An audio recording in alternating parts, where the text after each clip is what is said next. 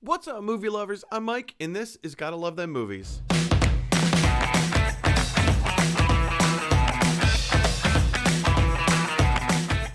It stinks.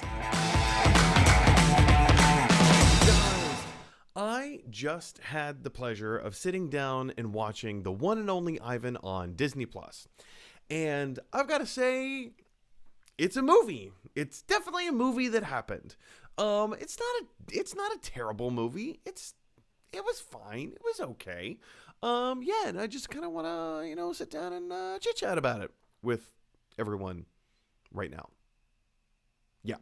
So the one and only Ivan is, it's kind of a, feel good classic, like I say classic Disney movie, but it's like it's classic in the sense of like it's a feel good movie. It's every live action Disney movie ever has that kind of like, oh no, what are we gonna do? And then stuff happens, and then oh, it has a warm-hearted ending. Isn't that lovely? Anyway, the one and only Ivan was directed by, who I just have to look it up, Thea Sharrock, and it was written, this really interested me, it was written by Mike White. Yes, that's right. If you're not familiar with Mike White, let me reintroduce you to his work, because I know you're familiar. Mike White wrote, and also he had a small bit part in the movie Orange County, which is one of my favorite movies. I love this movie. It's ridiculous and weird and silly and fun, and I feel like the themes of Orange County were like indicative of my high school career growing up. Is that a thing? High school career? Anyway, we're not talking about Orange County. But Mike White also wrote and starred in School of Rock, probably the best known property that Mike White has written and, been a part of. Anyway, so the one and only Ivan, I only say that because I was like, really? The guy who did School of Rock wrote the one and only Ivan? Now, this film was based on the book. Also by, the same name, One and Only Ivan. I haven't read the book, and I don't exactly know how the story of the book tracks the same way as the story of the movie. We focus on the movie focuses on the character of Ivan. In the film, I don't know if you've seen the trailers or not, but in the film, like all the animals talk and all the animals talk to each other and all of the humans talk to the animals as though the humans understand that the animals can understand them.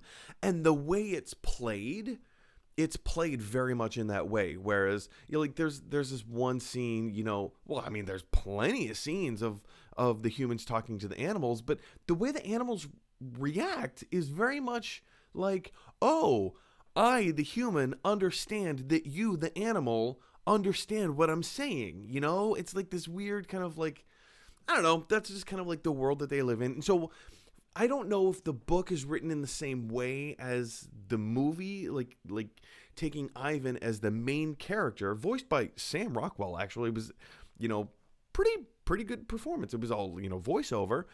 In fact, it's a huge cast. I had no idea until I sat down and started watching the movie. I only knew that Bryan Cranston was in it. I had no idea of the cast. So it's Sam Rockwell voices, the gorilla Ivan. Bryan Cranston is, one of the main characters. Shaka Khan plays like a little chicken. Mike White, he always makes like a small appearance in his movies. Ron Funches, Angelina Jolie, Helen Mirren, Danny DeVito, a whole bunch of other people, but like those are the big names. And I was like, what? Get out of here. Danny DeVito's got a, pretty big role. Anyway. So the basic story of the one and only Ivan is, here's this, and it's based on a true story. That also needs to be put out there. The one and only Ivan, based on a true story.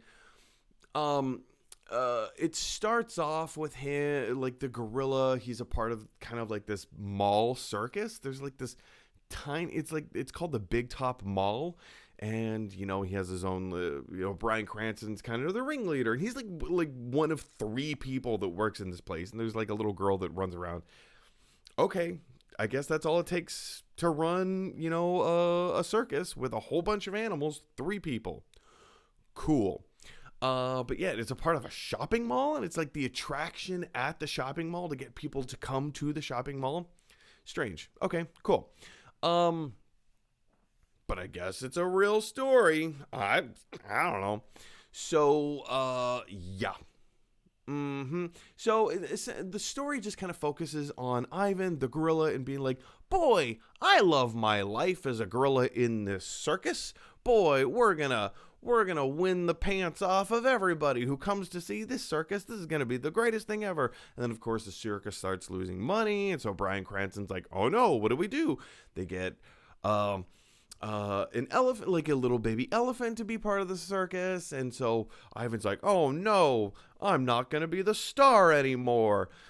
But things play out, and they come to find out, oh, maybe Ivan's going to save the circus by being the painting gorilla. He starts doing finger paints and color drawings with crayons and all that stuff. It seems a little ridiculous, and as you watch it, you're just kind of like, okay, it's it's a standard Disney movie, feel good, whatever. But then you have to constantly remind yourself. You go back and say, oh wait, this is a true story. Okay, so let's just break everything down as we usually do. Let's jump into acting. So with the everyone's acting, it was fine. It didn't wow me, but it also wasn't terrible. Of course, understanding this is a family movie, you're not going to have the same style of acting. If it was like a Breaking Bad, the first thing that came to my mind, Bryan Cranston. So it's not going to win any super awards, but I judge my acting on, given the scenario, are the actors acting the way that I would expect them to act if what's happening for them was in real life? Are they actually reacting the way that, real people I would expect to react? For the most part, it was fine. The voice acting was fine. Again, how do you judge voice acting for a gorilla? How do you judge voice acting for a chicken? Stuff like that. So, it was fine. It wasn't terrible. I honestly really had no problems with anyone's acting. The little girl that kind of played, she was the one who was feeding, Ivan all these ideas of oh, here's some crayons, why don't you go and draw some pictures? Oh, here's some paints, why don't you go and paint some pictures? She was overdoing it a little bit. The guy who played her father was like that. They gave him nothing to do, so it was just kind of I guess so. Sure, it was a little doofy. I don't know, nothing was great, but it wasn't terrible. And all that for all those reasons, I'm giving acting a 14 out of 20. All right, so let's move on to directing. Again, the directing wasn't terrible. It was directed by Thea Sharrock. I think one of her biggest movies that she's known for right now is Me Before You. Back in 2016, she did this that, not a romantic comedy, but I guess it wasn't even a comedy. I guess it's kind of more of a romance film. Me Before You, that's kind of more of what she was known for. Again, it was fine.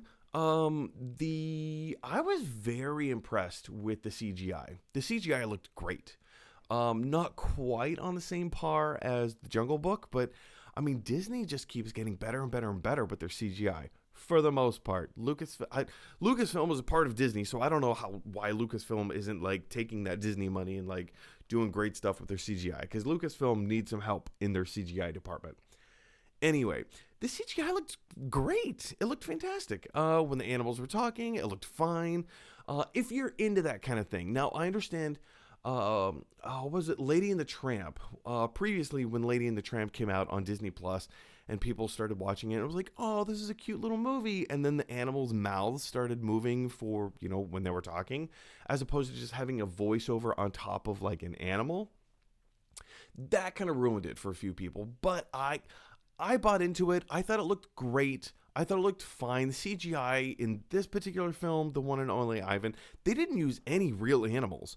All of the animals were CGI from start to finish. So, from a production standpoint, that must have been like really difficult to try and figure out the blocking, and like, because you're filming in like real locations, and then you have to figure out like what are your camera angles going to be, where are the animals, like how are the animals moving, all that stuff. So I mean, hats off. I mean, it's a smaller film. Like I said, it's a family film. It's a feel-good movie kind of thing. But yeah, I thought she did a great job. So 17 out of 20.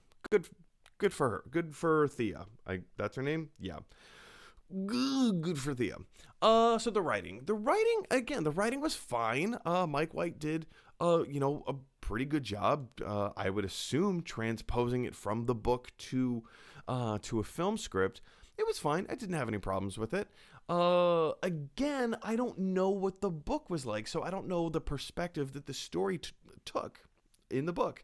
In the movie, it took the perspective of Ivan the gorilla and saying, I love it here. The themes, it started off weird. And we're going to talk about this in the next category when I talk about the takeaway. It started off, the story took a hard left turn halfway through the film in a good way, in a way that you're like, oh, okay. But for the first half of the movie, maybe if not a little bit more, you really think that it's all about like animal abuse and, and coming from the perspective of the animal saying, we love it here. This is wonderful. But again, they're like showing not grotesque depictions of animal abuse. That's not what it is about at all. It's just the idea of like these animals in not just captivity, but like in a small, tiny pent up cell. And at the end of the film, I think they said the real story in real life, the real Ivan never saw daylight for 27 years. Or I guess he never went outside for 27 years. He stayed in his cage, in his cement cage for 27 years. Like, that's pretty terrible. That's pretty bad. So, again, like the first half of the movie, it's coming from the perspective of, it's just coming from the perspective of we love our life. And I feel like that sends the wrong message. And I'm definitely going to circle back to that. In the next category. But in terms of the writing, the story flowed fine. The points of view that they took in the movie, it was fine. It was okay. I really had no problems with it. Like I said, understanding the movie for what it is, it's a family film. It's a feel-good Disney movie. I thought it was fine. It worked fine. So I gave it 15 out of 20. Okay, so takeaway. We already started talking about this. The themes, this is really where the movie lost me. It brought it back towards the end to say that, like, hey, animals shouldn't be kept in cages. They need to be running free. And that is the central message of the film. However, and it's a good message. However, that message got buried and they didn't bring it up until so late in the film. I don't even think they brought it up until the third act. The idea that animals need to roam free. They can't be kept up and pent up in cages. They're not meant to be in cages. Like, we're all on lockdown right now in a COVID world. We're all hopefully we're all wearing masks. I know we're not, but we should be. And we should all be staying at home. And look at how difficult that is for human beings, people that actually understand what's going on. You can wrap your mind around this concept of you need to stay home to stay safe. Try doing that with an animal that has no idea, no understanding as to why it's being kept in this cage. That's terrible. It's horrible. But again, the movie is told from the perspective of Ivan, right?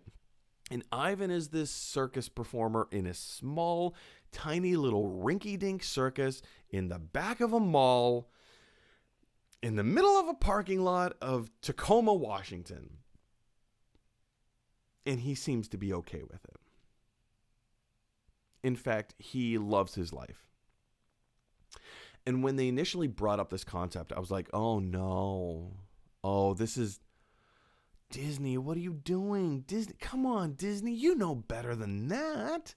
Like, look at all the flack that you got for Dumbo, for remaking Dumbo. And now you're going to do it again with a gorilla in The One and Only Ivan. Now, granted, again, this is a true story. Dumbo, not a true story. This was a true story. I feel like they could have taken a different perspective. And again, I haven't read the book, so I don't know the comparisons. But I feel like they could have leaned away from the perspective of the gorilla saying, this is great. I love my life. I want nothing to change. Hooray! And again, you know, they eventually got into that stuff to say that animals should not belong in cages. They need to roam free, blah, blah, blah, blah, blah, blah, blah. But for me, it was too little too late. That's where it really lost me. 7 out of 20. Giving it a 7 out of 20. Could have gone lower. I don't know. I don't know. It did not sit well with me. So, overall effectiveness of the film. How well did this work? I don't think it landed as well as it wanted to. I mean, granted, this movie was supposed to come out in theaters, then they put it out on Disney Plus. Okay, cool. You're going to put it on Disney Plus? Great. It's definitely the kind of movie that's perfect for Disney Plus. I don't think this movie would have done well in theaters at all. It's a great family film just to sit down and just waste some time with the kids. Having said that, I don't like the themes. Like again, yeah, it's great. Animals need to roam free. We can't keep them in cages. But it seemed a little too late. You know, it was too little, too late in terms of the storytelling. They brought up that concept in the third act. I don't think this movie has the impact that I think they wanted it to. I got the feeling that they kind of wanted to have a little bit of spectacle, which they didn't really do. I think they wanted to kind of maybe piggyback on the success of The Greatest Showman. I felt like there were a lot of themes, or not themes, but I don't know, maybe thematic elements. If that's the same thing as a theme, I don't know. It seemed like they kind of wanted to do some similar things as The Greatest Showman. Obviously, it's not a musical, but I think they kind of wanted to touch on some of the same things, and it just didn't. I don't know. It didn't land. I think this is the kind of movie that if you want to put it on and watch it with your kids, keep an eye on your kids and see what it is that they're thinking and see what it is that they're feeling. Maybe even check in with them and just be like, so like, what's your perspective on animals? Should they, you know, be kept in cages? And that's the thing. If you watch this movie with their kids and they lose interest halfway through, they are going to miss the message, because the first half of the movie is all about, I want things to stay the same from the perspective of Ivan, the gorilla. I want my life to stay the same. I don't want things to change. I love being in the circus. I want people to see me in the circus. I'm the star of the show. And if that's all that they glean, then that is super problematic. Super problematic. So again, just something to be aware of, keep your eye on. I don't know. For that reason, I give effectiveness a 10 out of 20. I split right down the middle. It just didn't, I don't know, just didn't work the way that I think Disney wanted it to work. Anyway, all of the scores combined, your combined total score now is? I was known as the pavlova of the parallels. Yes. Yes, it's all coming back now. Ah, yes, I remember. That's right, a 63 out of 100. A 63 out of 100. So anyway, guys, have you had a chance to see The One and Only Ivan? What did you think of it? Did you love it? Did you hate it? Are you somewhere in between? Jump down to the comment section below and let me know your thoughts about The One and Only Ivan. Hey everyone, thanks for watching. If you like this video, click like. If you really like this video, click subscribe. And if you really, really like this video, click share, because that is exactly what this dinosaur would want you to do. Roar, roar, roar!